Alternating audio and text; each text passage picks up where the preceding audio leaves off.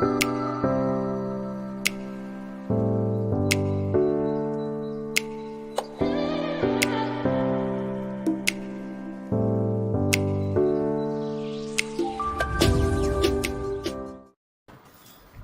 everyone, welcome to the OWASP Dev Slot Show with Invisalign. That's really hard to say. Down Under edition, here with the Aussies. We've got Lily, Beck, and James, and we are joined by the lovely Christian. Today, we are going to be talking about empathy-led security, which is a bit of a hot topic because we know that our community doesn't always have the best reputation in being empathetic and collaborative from the outside perspective, but I promise we're all really cool. So how's everyone doing today, this fine Saturday? Yeah, not bad. Right. You love to hear it. Christian, Awesome. How are you doing? I'm doing swell. Swell. Push it back a little bit further because you're from the lovely never eat soggy Weet-Bix West Coast. So yeah, you know, we're pretty collaborative here. That's a little example of empathy for you all. Before we dive into, if you're not familiar with it, if you're not familiar with empathy, it's about caring about other people. Before we dive into it, I would love to know from your perspective, what is AppSec? And maybe what is the difference between AppSec and ProdSec? Just so we can kind of set the scene for what it is that we're talking about today.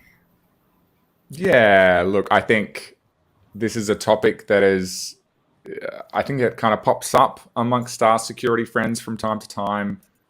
I know our Canadian friend Tanya actually just recently asked this on LinkedIn, and it had a ton of engagement and a lot of opinions. And I think, like, cynically, there's a part of me that's like, I think it's a marketing, there might be a degree of marketing lingo in there, but I think I'm fortunate, or I guess unfortunate, depending on which way you look at it, to have worked in a bunch of different security teams in a couple of different capabilities, including engineering management, but also as an individual contributor.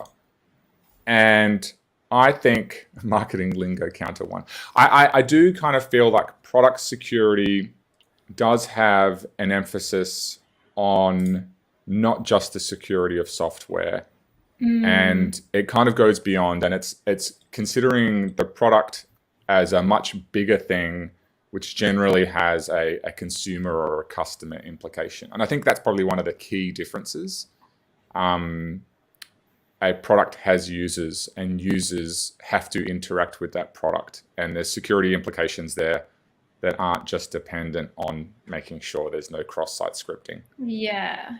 So it's not just about popping shells, it's actually about protecting the users of the products that you've built, really.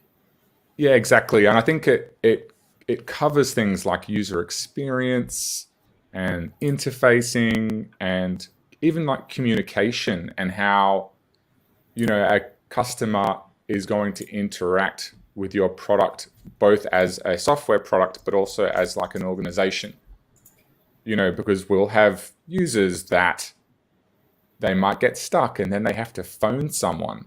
And then what happens? That's really the scariest part. It really sounds like you're describing it as if product security encapsulates that sort of user trust aspect of it, whereas AppSec sort of focuses just on the security of the platform, whereas when you like look at ProdSec, it's sort of the whole ecosystem, if you will, of the user and their interaction with the app. And then it could go beyond that as well, depending on where businesses are drawing their lines. Yeah, certainly. And I think in my experience, product security organizations often will include like a platform or an underlying cloud security and infrastructure security capability as well. Now, that may not always be the case, because organizational structures and teams will always be unique depending on how those empires have been built. But I think it does require a pretty broad spectrum understanding. And, you know, cloud security, the security of your software, managing public perception, bug bounties, you know, working with fraud teams and your customer support teams, understanding mobile ecosystems. Like there's even implications as far as how does the trust around like the Android and iOS stores work, and how does that have implications on the things that you're doing as well. So I do think it's a very big cross section. You've worked in like lots of places, and that means you've probably had a pretty wide range of experience with that kind of thing. How does it intersect with stuff like self-driving cars? Because you did that kind of work for a bit too. Yeah, so I'm very fortunate that I got to work up in the United States for a number of years, and the last place I worked up was an organization called Cruise, which is building self-driving cars as a kind of robot taxi service. I haven't worked there for many years, so I'm just going to assume that almost everything that I was doing there has completely changed. But I think that's a really good example of how a product lens is very n-dimensional, because at that point you've got the security implications for how someone installs the app on their phone and how they register themselves and how they manage payment details. And then you kind of go to the security systems of the vehicle, because the vehicle is obviously operating in an environment and it has implications on its security profile and the environment that it's operating in. And then at some point, the rider is going to call the car and they're going to interact with each other.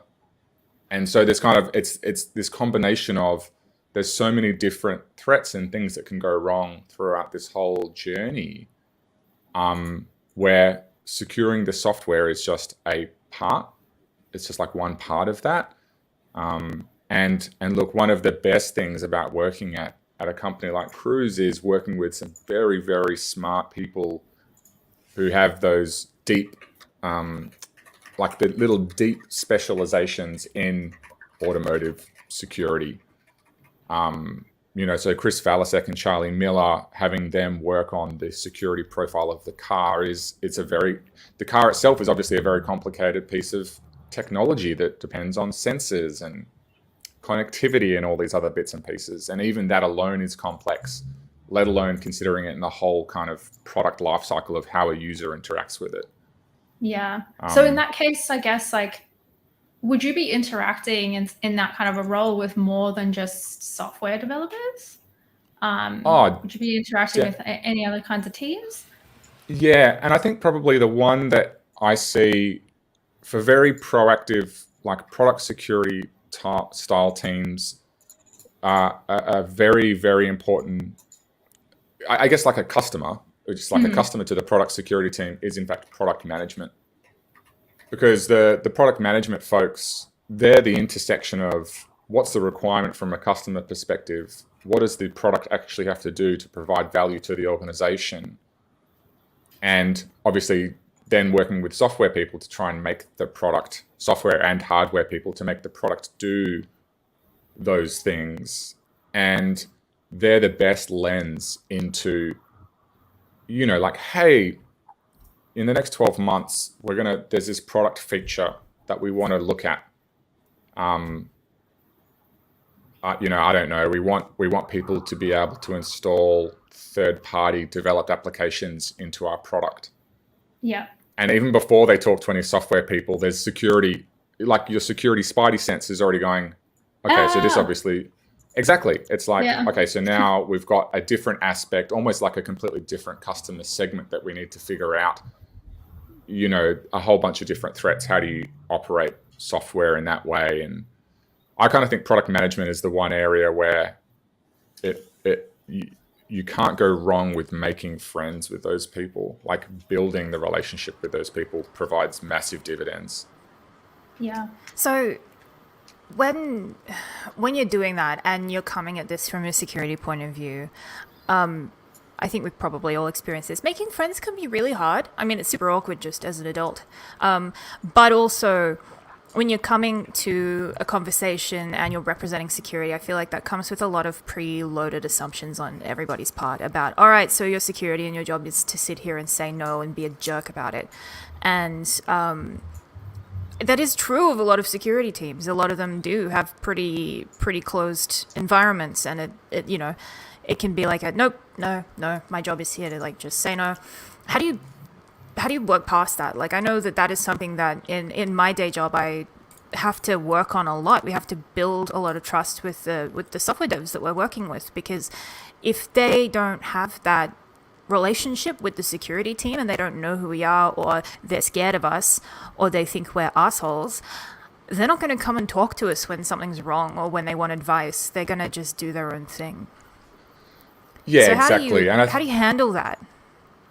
I mean, I think this touches on that theme of, I think we have this weird historical debt of security being the no people, or the security people, the analogy of security people being like a stop sign or a red light that just never goes green. And I think, over time we're definitely getting better. Like I do, and maybe this is like naively optimistic, but I do think that we're actually, the industry is moving towards this empathy-led approach where we understand that security is not this binary true or false thing, and it's this spectrum, and then coming back to it, I think technical skills and technical chops and popping shells and all that stuff is really important, but communication is also super important. I think Ricky Burke did a LinkedIn poll just the other day where he was like, hey, what's the most important skill outside of security things? And he was kind of making the argument that communication.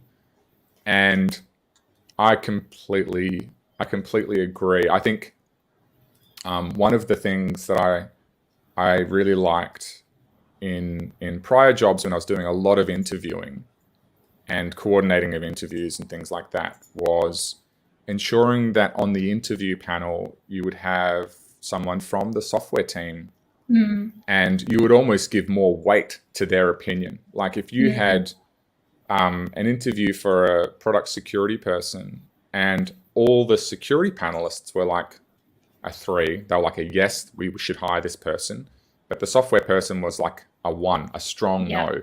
Yeah. At that point, you'd have to be asking some really hard questions like, what happened? How do we get past this? Because I would argue in a lot of circumstances, that's probably a no hire. Yeah, I would say the same thing. I was actually chatting to Ricky about that exact subject, about communication, because at least in the threat intelligence world, communication is key. I often joke that we're like security influencers. If we cannot explain to somebody why they should care about something, why something's a threat or isn't a threat, then our whole job is useless. And so where I work at the moment, we have a pretty strong no assholes rule. And it's actually valid to say this person has the great technical skills, but they're a dickhead and they can't communicate to save themselves, or there's some red flags around how they collaborate and communicate with people. No, thank you. Because that's kind of the thing that makes things relevant for the business, right? You can have somebody that's super cool and awesome at what they do, but if they cannot communicate the relevance and the whole like importance of it all, at the end of the day, you work for a business. So it's you're weighing up the risks that you've identified against the business's priorities, and you need to be able to like make connections there and also come to compromises as well. So off the back of that, my question to you is, what if you are the type of person that doesn't like people and you just want to break shit? What can you do? Be a consultant. Be a consultant. Yeah. Be a pen tester. Bug bounties. Spicy. Actually, one of the things that I love about, I have a huge amount of love for the security industry. It definitely has warts. Like there's a massive perception problem and there's a diversity problem. But I kind of like the way that it has grown so much over the last 20 years or so, in that we do have these opportunities for everyone to help provide value. And so I think we are finding ourselves where there are great opportunities for people that are just super, super, super technical, have no desire to become people managers. They have no desire to spend, even maybe they don't even want to do presentations, which is sometimes like a really interesting gatekeeping thing for promotion and things like that. Yeah. For sure. I think there are options. I mean, consulting, Beck, you said it was tongue-in-cheek. It's kind of tongue-in-cheek, but it's actually, there's something to that. One of the value of people doing consulting is that all you really have to focus on is hacking things. The outcome. Yeah. I think going back to what we were saying earlier, like I think a few of the things that I see is like when interviewing, I'm seeing a lot of like consultants who want to move into AppSec, ProdSec for like a bit of a change of pace and these things. And one of the things that I find really interesting is it's not necessarily that they lack communication skills, but I've also found that because of the type of work that they're doing and the scope of what they can and can't do with clients, they don't actually have the ability to understand the breadth and depth of security and like how these things like how they tie in together and how, you know, weakening of one control is perfectly acceptable security wise as long as you have other mitigating things. And I think the thing that's interesting is that I think it's a little bit of this, I don't even know what it is, but like you almost end up, because they don't realize that they have this deficiency in like being able to see the gray, they also struggle to communicate where they're going with it. And so you end up in this, like, at least when I've been interviewing, you end up in this really odd place where they're not demonstrating good communication skills because they haven't necessarily realized that consulting and being limited to what you can advise on has basically left them in this world where, like, you know, your options for fixing like cross-site scripting or SSRF are basically just OWASP top 10 that are probably not applicable in 99% of cases. And I think, oh, sorry, go ahead. No, I was just going to say, like, I think the other part of it is I think historically security people have said no because businesses underfund security departments, and it's easier to just say, no, you can't do that because I don't have time to help you do it securely. And you're seeing this weird... Oh, sorry, Lily, you go. I think it's a really good point, though, that if you aren't going to be all banhammer on absolutely everything and just do this complete, you know, I'm a wall of no kind of security, it does take more time. Like it's almost as if there's some nuance to it all. Yeah, but no, I can see how it's often easier just to be like, you know what, we're locking everything down and you're going to have to open a ticket and then we're going to think about it a whole lot. Because, from right from the beginning, it's hard to get there and have those conversations with people if there aren't that many of you, if you don't have the time, because it just does take time. I know that in the work I'm doing, it's a lot of going and talking to people and not as much popping shells or whatever is supposed to be the thing the security people do, to understand where they're at and to understand their needs and the constraints that they're working within, because they're also working within some constraints just as we are. Exactly. And how we can meet them in the middle. And I think one of the things that I noticed, and I actually talk about how this is a bad thing, I got a job in security straight out of uni. And I jumped straight into blue team defense, you know, vulnerability management, SOC stuff, CTI stuff. And as you mentioned, Beck, it's very siloed. You don't know much about your clients. You don't have time. You write your report, you chuck it over the fence. These are my recommendations. You either do them or you don't. I'm lucky that I had people like Valak and Data Pusher who are sysadmins, seasoned sysadmins that I can bounce ideas off and can tell me the nuances of things. And to understand, like, hey, these recommendations that you're making, it's all good and well on paper, but in reality, it doesn't make a lot of sense. And that's why people get frustrated with consultants or security people, because it's like, these are the boxes you have to tick, but it doesn't make logical sense in this context. And a perfect example is doing PCI scanning on short-lived containers. I always bring that up because it's just stupid, right? It doesn't make sense. So my question to you, Christian, is do you think that it's necessary for somebody in offensive security or even defensive security to have some experience in software development, in sysadmin, or just in general IT? I mean, I think I have a bias for AppSec, ProdSec style folks that you don't necessarily have to have worked at as a software engineer, but I find a lot of the, and this could be like a unconscious bias of my own, a lot of the AppSec, ProdSec people that I really admire and that I see do really great work have some scripting, software hacking, as in software writing experience. At least an understanding of like the concepts, right? Like this is like what are you that I always see. Yeah, I think exactly. I was just going to say real quick, like the thing that I always hit up against is when you talk about, for example, even just like when you are running a security program, what gets fixed first, how important is something. Being able to actually map that back to the idea of an engineering backlog, I think, is a huge one. Right? Yeah, and I'm so you go back. I was just going to say, I feel like the best example of where this is a really important skill to have, like having a software development background, whether it just be scripting or all the way over to web development, anything, it always comes out when you talk to pen testers about keeping JavaScript packages up to date. It is my favorite argument to get into them with, because they fall into, like, it often becomes this, well, if you can't exploit it, it's not a problem. But then you also have the just general nuance of how web and JavaScript packaging works, and it sort of all starts to fall apart.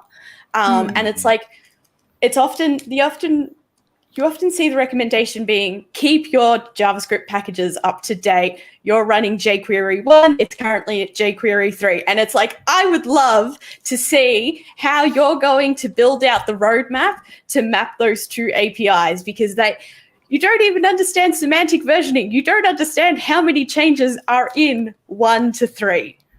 Yeah, like getting hacked is a moot point if the product doesn't even work. Like you need to have something to secure at the end of the day. And realistically, like what is the actual threat model? Like what is the likelihood and the impact of something actually occurring? And is that more important than the product working tomorrow?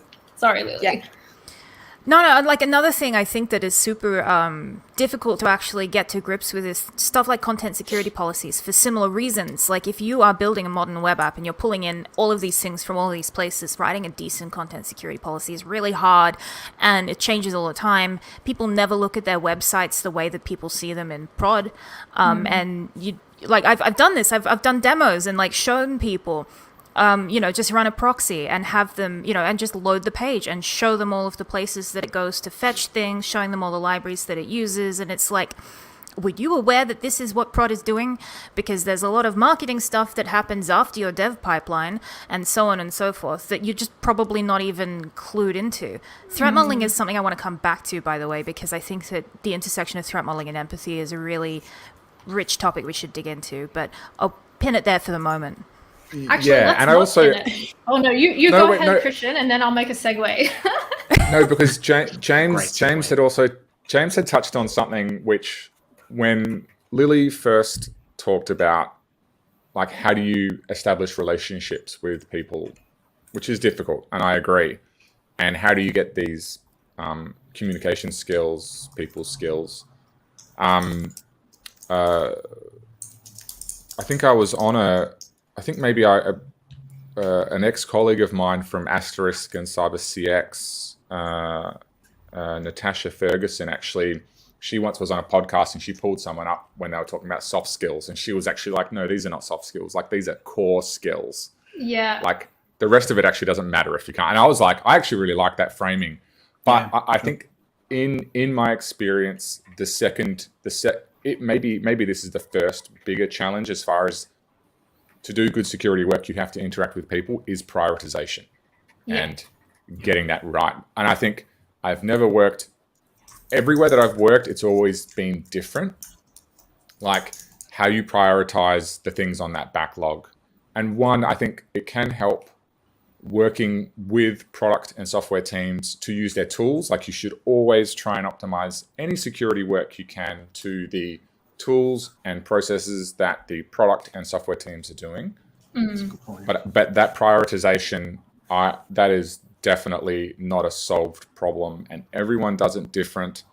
And I think a lot of that stems back to competing priorities, For sure. how you are able to influence people, like, which is such a weird skill. Like, if you had told me when I was graduating university that I would be spending a large part of my day as a security professional trying to influence people, I'd be like, well, no, because software is it is literally binary.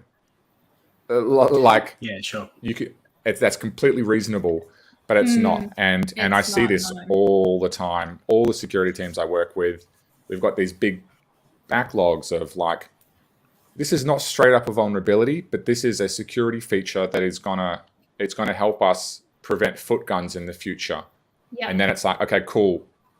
How do we get that to happen? How do we get resources? How do we get people? Great example of this, right?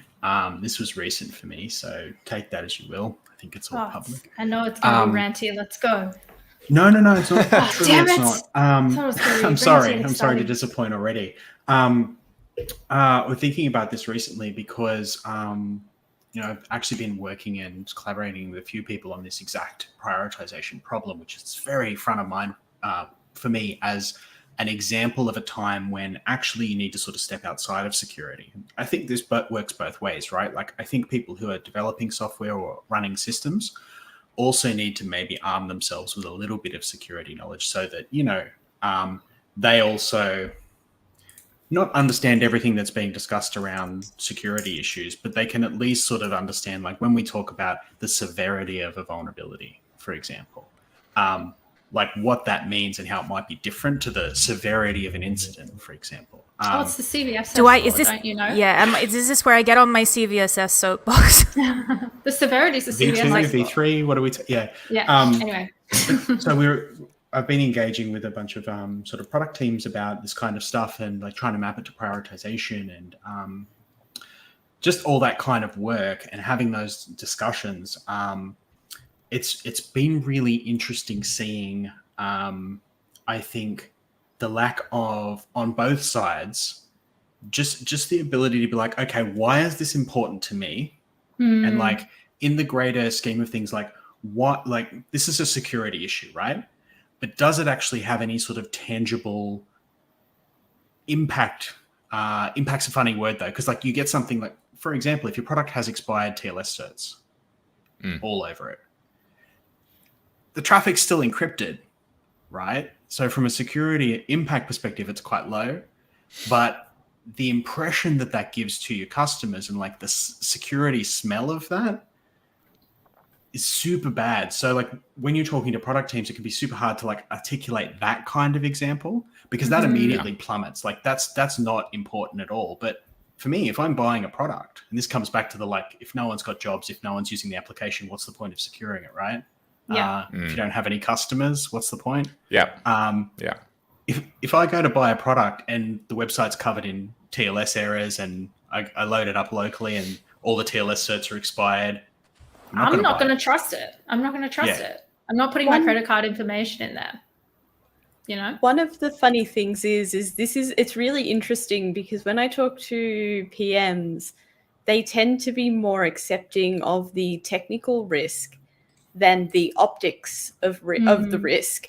But then when I talk to engineers, right, it seems to be the other way around. Like, they're super aware of the optics and they're probably, like, more concerned about that than they are the technical risk. Like, they really care about the technical risk, but they're also like, oh my God, the optics of that for a user would be absolutely terrible. But the project because they would be exactly that user, right? Yeah. The ones going to that site being like, oh, I can't put my credit card information in here. Yeah. I mean, just to like bring all that back around to the concept of threat modeling, right? When we talk about, like, understanding and prioritizing, threat modeling is a great way to understand what the tangible impact of a threat is. And I think there's this concept that people think it's boring because they want to be hackers, they want to break things, and it's all a tabletop exercise, so to speak. So maybe, Christian, you can tell us a little bit about, like, what are your thoughts about threat modeling? Do you like it? Do you not like it? And yeah. Yeah, I love threat modeling. It's a topic that is very close to my heart. I've talked about it. I'm developing an open source threat modeling tool. I think the thing I like about it, though, is because it is that intersection of it's like this intersection of having to be able to understand software and to be able to understand security concerns, but also be able to collaborate and put yourself in the consumer's shoes. And I think one of the things that sometimes I think people who kind of come from, it's quite interesting because I've worked with so many really, really amazing pen testers, and I actually find that the really effective penetration testers, including those who are consulting, they're probably doing threat modeling. Like, it might not be formal and it might not be Just even documented. subconsciously, like, Exactly. Yeah. Yeah. They're doing some assessment to really help refine where they're going to go. It's going to help guide them, and it's going to help provide like a North Star goal for the engagement. So I kind of, I'm a huge fan of threat modeling. I'm also I'm very much in support of threat modeling itself being a spectrum, as in capital T threat modeling, where you have data flow diagrams and swimlane diagrams, and you're doing Stride or Octave or Pasta or whatever. Like, that stuff's great, but there's a cost to that. And, that's not free. This And is sometimes always, just asking what could go wrong is valuable. You go, Yeah. okay. I was just going to say this. One of my biggest gripes with threat modeling is that whenever you read the guides on it, like whether it's books, cards, it's always to a framework and a methodology, and this is how you need to be effective. And I think it goes back again to like those recommendations I was mentioning before. They just don't map well to real day-to-day business. Like, I can guarantee that if I asked any team of engineers, hey, next time you want to do a design doc, can you run a threat model? Here's a Stride thing. Here's some acronyms. Go nuts. the eyes are going to glaze over. Yeah. And like, I think exactly like you, it's just, what are the things that keep you up at night? Tell me about all the dusty corners. I don't care if they're security related. Like, I'm your therapist for the next hour and a half. I've started to run threat modeling sessions without calling them that, because I guess it's kind of stealthy, but it does mean that people engage, and then we're jumping into it and talking about the what if scenarios. And at the end, I might say, okay, cool, so we have a threat model, and they'll be like, what? Oh, I guess, Yeah, it's not as scary as I thought it Hey, was. hang on. Yeah. Surprise! You bamboozled me. But we have, like, I teach it to software developers all the time, and not just developers, people on software delivery projects all of the time.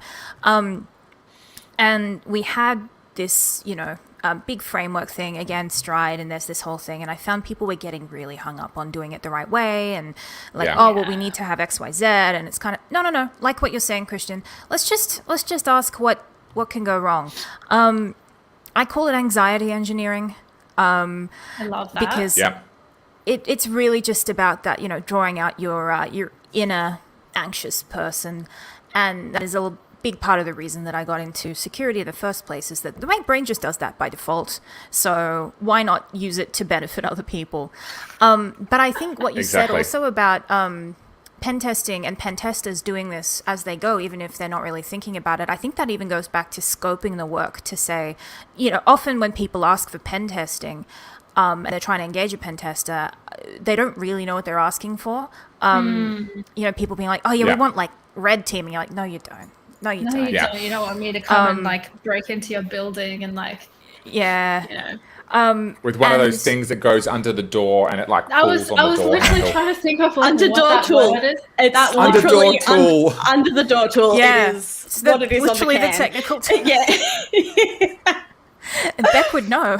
Yeah. Yes, but it's really interesting to know that people need to do this in all aspects of their lives, that we need to, as security professionals, do this for the people who are asking us for security advice once they get over the initial, oh, security are jerks, let's not talk to them, but actually start engaging, is doing the threat modeling with them just to determine what they actually need from us in the first place. You can sneak it in all kinds of ways. The frameworks and models I think are good. We use Stride often when I'm running it if it's not a stealthy one, just to prompt people to think about it, because a lot of folks in dev teams I find are very positive thinkers who want to think about how to make the product better rather than how to break it or where it will go wrong. And Stride is a really good way of prompting, but it is also something that freaks people out. It sounds like am- security people need to be a good dungeon master with good prompts and also create a sense of like psychological safety as well because of that perception. Absolutely. Keen to hear if you have any interesting stories, Christian, around that. Yeah, I mean, I definitely, to reinforce the framework thing first, working with Frichot for a number of years, and part of our role was doing security onboarding for all engineers at a prior job. And part of that was a threat modeling exercise. We broke the room into groups and we had whiteboarded out some really crappy diagrams, and we basically said to everyone, look, no wrong ideas. You just write down the things that could go wrong. And we ran this 100 times. And honestly, there was themes, like common themes that would come out, but every single thing was unique. Every single fortnight we ran this session, it was never the same. And that, to me, I think there's two things that fall out of that. I think diverse perspectives in threat modeling is absolutely critical to its success. You can't just collect a bunch of security nerds in a room to do a threat model because you have bias. We all There's think a bias. the same. Get a We threat have similar model. experiences, Exactly, yeah. And so you want to have the product managers, you want to have the software engineers, you want to have, diverse people in all the different ways that people can be diverse, because their experiences are going to be very different. The physical threat model of cameras in a vehicle is completely different if you're a woman identifying person compared to if you're a man. Like, the implications and the concerns there are completely different. I think what that also highlighted generally was frameworks can help, because like you said, they can be used as prompting questions, but also they give you a coverage. They give you more of an opportunity to make sure that you've actually considered all the edge cases. Yeah, like a little checklist. Exactly. Now, I do think, though, that I said it earlier, that's not cost-free. And for me, I kind of like the idea that threat modeling almost has this very quick triage thing, because some things you can probably just jot down a bunch of what ifs, like what could go wrong.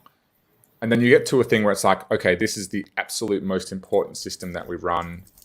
Everything about this is important. It's not just the availability, but it's the integrity. And this is where we store all our hashed salted passwords. That component probably should have the Stride model. It probably warrants the investment to do something deeper. I actually have I feel like, Christian, you may already be aware of this, but one of the things that we like to do where I work is rapid risk assessments. Now, I was going to say that. Yeah. Firefox like to be we invented rapid risk assessments. They did not. They invented the security technology version of it. This is something that has apparently been done for decades by many, many people, like in OSHA and all of that. But basically, it is 30 minutes, maximum an hour, basically threat modeling without any of the overhead, where it Yeah. is basically you get the engineers, the product managers, the most relevant people into the room. Like sometimes it's a one-on-one session where you're like, walk me through this design, and you just ask a bunch of questions. And basically it's meant to act as no more than a sniff test. Yeah. That way it's like, you know, if it smells funny, that's when, like, you know, oh, maybe we need to spend an hour or so sitting down and like going through a proper framework and threat modeling this like much more formally. But if there's no smell to it, like, go right ahead, come back to us with questions. Like, we bake in requirements on this. That way we can like, we can be like, cool, like, you know, there's nothing that stands out, but, you know, we want to see these security gaps filled in. You know, here's some tickets that you can track your work against. We put, you know, musts and shoulds, so engineers are really clear about what they have to do now, what they have to do later. But the other thing that is really interesting, because one of the things that has always bothered me about a lot of the threat modeling frameworks is they're very technology oriented. It's like spoofing, all of this stuff. Recently, I found that IBM, out of all groups, have a different approach to threat modeling, and it's called the misuse threat modeling framework. And it's basically to help you develop coercive control resistant designs. And I think this touches really well on what you were saying, Christian, about different people with different backgrounds and different experiences are going to see threats in different places. And I really like this one as well, because like it covers off only 5 areas. It's like manipulate, isolate, spy, undermine, scare, and embarrass. And I feel like it's a really good framework to engage product managers on. So they're like, we have this great idea. We want to take it, like, gonna get the developers. It's like, hey, actually, let's sit down and talk about how it could be misused, because it doesn't focus so heavily on knowing tech stacks and like, how do you prevent cross-site scripting? It's literally, how do we make sure that this is a good feature? It's a safe feature. That's actually how we categorize adversary motivations, by the way. So it's very interesting that you say that, because you can have your general adversaries and say, okay, for this product, these are the types of adversaries, or these are the types of threats there are. We don't talk about the technology, but rather, what are they going to do? What are people, human beings, what types of things will they do to be dubious little creatures, and for what reasons would they do it? I really want to draw back to Valek's comment earlier up about like how it's super hard to overcome that feeling that engineers seem to have, that having a real conversation with security is like talking to the cops or talking to an authority figure. And I find that is like pretty common for people to feel that way. And I find myself constantly having to change my language and my communication style, because I'm very like in tune with that. But I really want to like ask the group, like, why do we think that is? Like, where does this come from? Why do people think that security are the cops and are going to put them in cyber jail? Because we act that's like what it. we do. We do. Yeah. We act like so that. like let's discuss like what's the kind of stereotypes and things that like we've seen, and like where is it now? Oh my god. this There's so is much spicy. this is super spicy. I think it's really it's unfortunate that so much of the security industry has its history in military. Like red team is a military thing. And like I've worked with a ton of all that stuff. Like I've worked with a ton of ex-law enforcement and ex-military folks, and that's a hard environment to work in. It's a hard job, and it's definitely not something that is for everyone.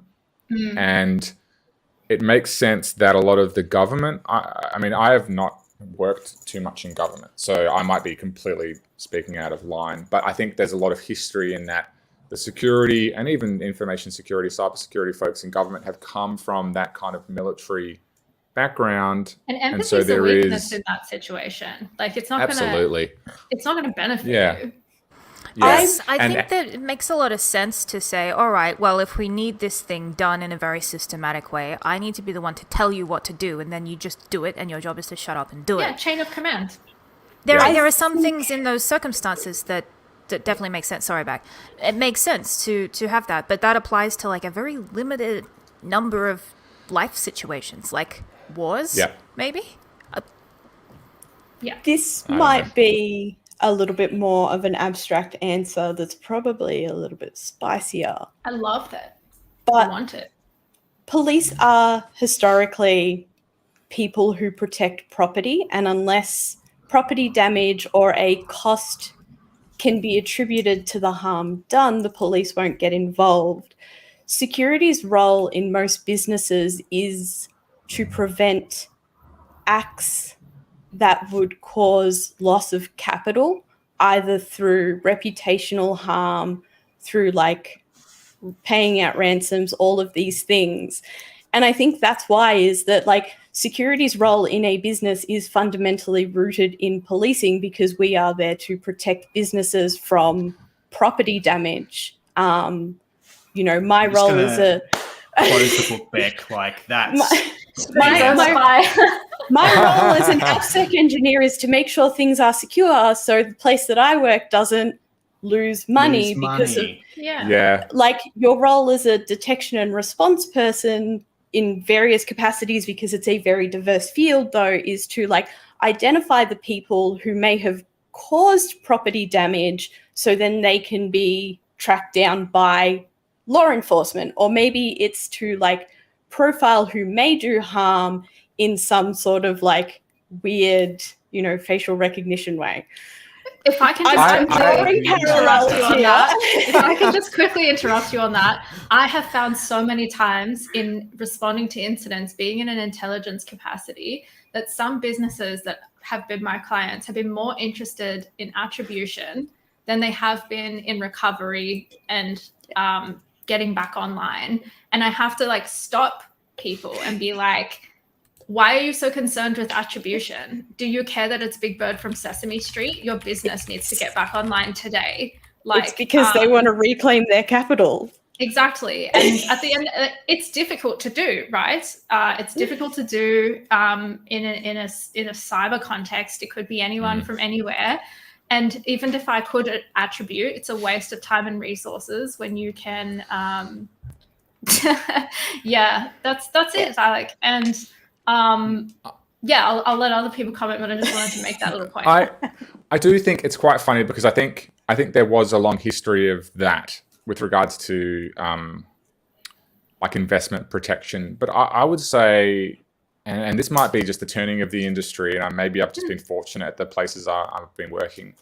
I almost feel like mostly the goals are, because when something's on fire at a SaaS company, some of the security people might be pulled in, and it might hurt their days because they'll do incident response. But at the end of the day, it's the software people that are like, they're the ones who are actually stung. There may be an actual cost because of reputation, and maybe people can't buy a product, and so therefore you're losing revenue.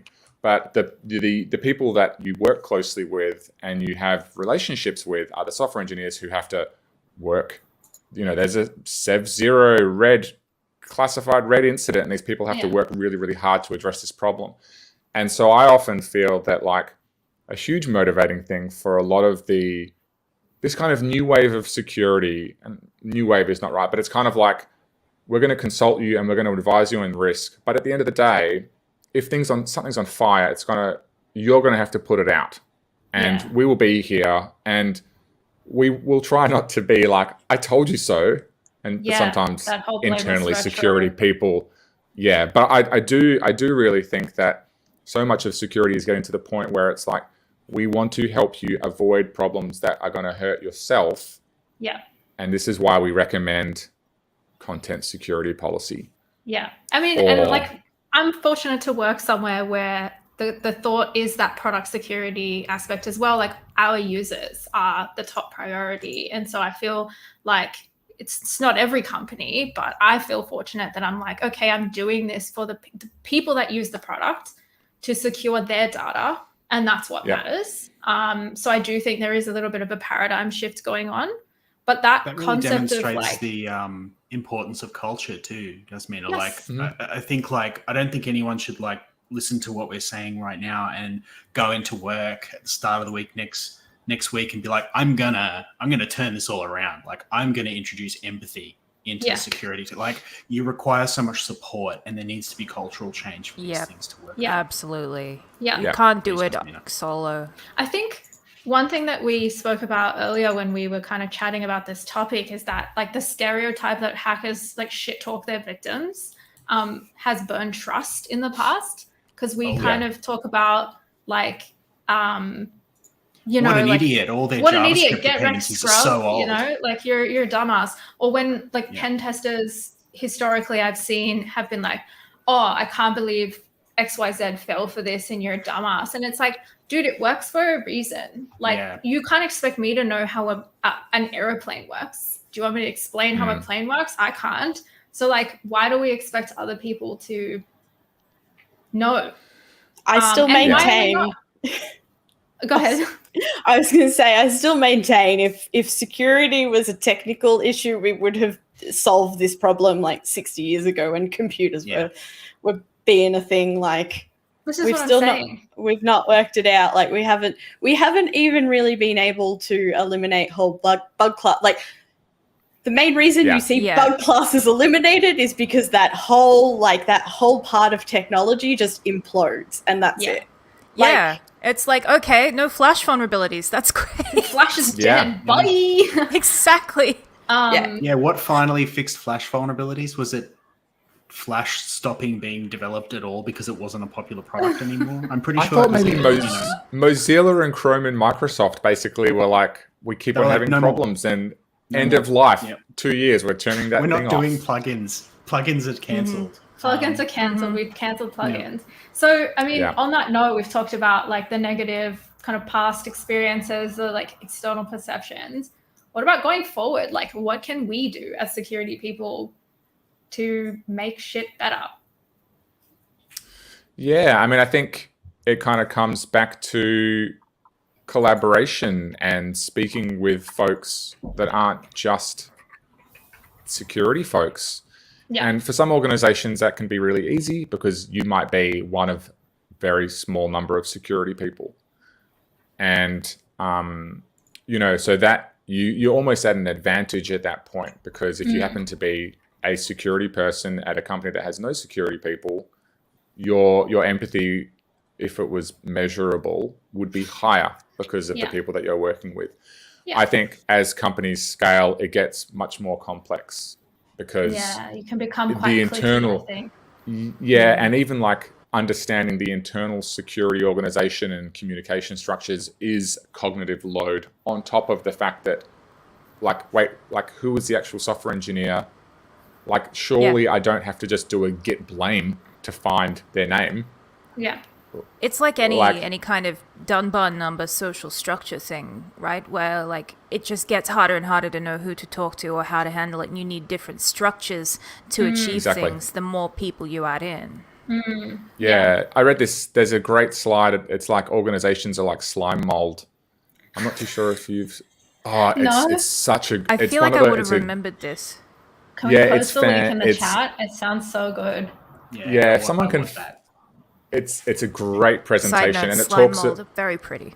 I feel like it's not a how do you change it at work sort of thing, but I feel like if you're like a consultant or you're a security person who's quite isolated from other people, I find that like going to developer conferences is a really interesting thing to do. Like especially if you pick the language of your choice. I really enjoy going to PyCon because you just hear some of the like really difficult challenges engineers, data scientists, education professionals are trying to solve on their day-to-day, like using a specific programming language. But you can sort of get this idea and you sit there and you're like, oh wow, like this is all of the security problems I see. And then like 3 slides later, they're telling you why they had to have all these security problems that they didn't even realize they have. And you're just like, oh, wow, this is really hard. Yeah. It's almost like your job is difficult and it's not as easy as simply making it secure. Otherwise, you would have done that.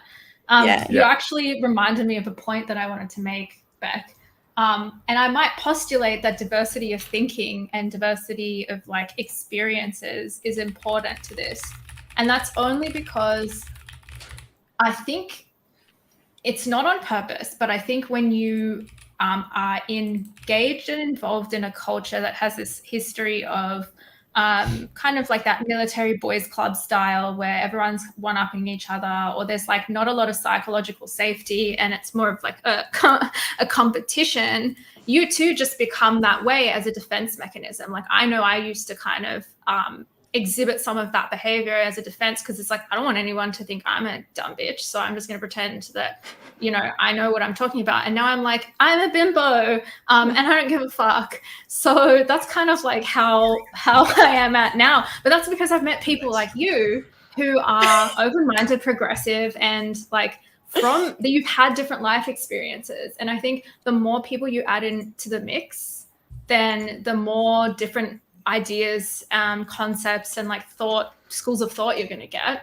and people asking questions that you've never been asked before. Why does it have to be this way? And yeah, like that's one way I see the problem being solved.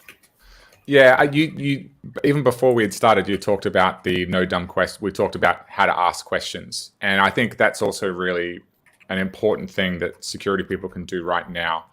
If you use Slack or Teams, like you should have some question, or you should have some area where you straight up promote, like this is a space the question channel for no stupid questions. All questions are good. Yeah. Because I think building those safe spaces, you know, for asking questions or doing threat modeling or asking software dev like a hacker, giving people a safe space and building a safe space is not something that I learned at university. It's such an important skill. It kind of falls into communication, empathy, prioritization, and influencing people as these weird things that are absolutely critical to what we do. And I think the only way that you build that trust is inch by inch. Like it just takes time. And like being vulnerable, I think, as well. Like absolutely. The conversation we were having earlier, I won't give too much detail because it's kind of a boring story, but I asked a dumb question in a forum and everyone didn't know the answer. And it's a question that like everyone's like, oh, we didn't really think about that before. And it's kind of just like, then when you ask that question, everyone jumps in with their thoughts and it's like, oh, this is the way it's always been, but we don't really know why. So like, why are we doing it this way? I think exactly. Yeah.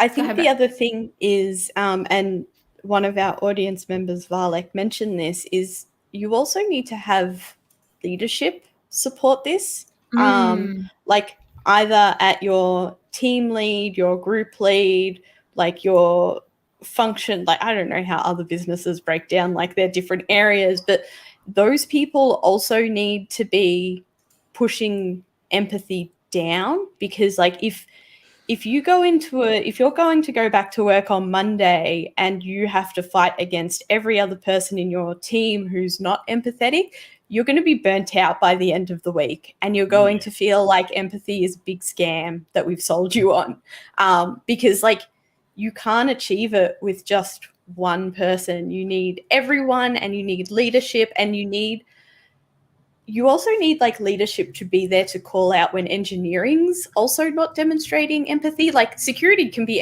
empathetic till the cows come home, but if you're not having those feelings reciprocated by engineering product managers, you're also going to get nowhere very quickly. Like it's very about much the friends we make along the way. Yeah, it's very much everyone has to opt in to this and work through some of those feelings. Like Yeah, for sure. Yeah. I have definitely written some very, very vulnerable to SQL injection PHP in prior life. I straight up know these things are completely hosable. And I think years after when I learned about SQL injection, after my jaw had hit the floor, I was just like, oh no. I wonder if it's still there. I wonder if it's still there. Still in prod, just vibing.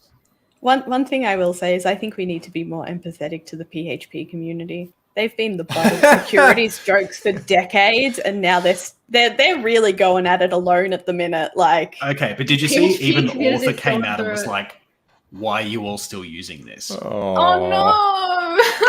I feel like the trouble is like there are a whole bunch of developers who don't want to be using this, but they're stuck using that because of the like PHP tech thing debt. is- You don't always get a choice. It's like Yeah. Java. And that's, I think, Used another by- thing is that people don't have choice. Yeah. There are things that is ways they are for reasons that are often outside of an individual's control. including And that's the what you author. got to remember when you're working with these groups. Which is why empathy is critical. Absolutely. I feel like that's a perfect point to wrap Yeah. up on since we've run out of time. But I will give you, Christian, a moment to let out any final closing thoughts that you have. No, you I have think I've been working in security for 20 years and I don't know shit. Like I suffer from imposter syndrome. Vibes. I come across things that I've never heard of all the time. You have to figure out a means to continue learning and pushing yourself. And I think that's really the only thing that we've got to hold on to our sanity. You know, it's just knowing that we can't know it all. And be nice to each other, for God's sake. I know Yeah, one day definitely. capitalism will fall and we won't have to do this anymore. Yeah. We'll all No just one be have to like full-time open protect source capital. developers. Yeah, Like just Maybe writing open call- source software. maybe core I'm JS with you. guy can be compensated for his losses. Anyway, on that note, thank you so much, everybody, for joining in on the conversation and talking about empathy. We have one final spicy comment that I have to put on the screen. Cobalt Banking Fam, where you at? I know somebody who is literally my age who claims on their resume that they can write COBOL and they absolutely cannot. It's very funny to look at. Anyway, No one can test. No one can test to know if How are they're we going to test this? Thank you so much for joining us and joining in the conversation. We've absolutely loved to speak to you, Christian. And yeah, we'll leave it there and let you all get on with the rest of your weekends. Thank you so much. Bye. Thanks, everyone. Bye. Yeah. Bye.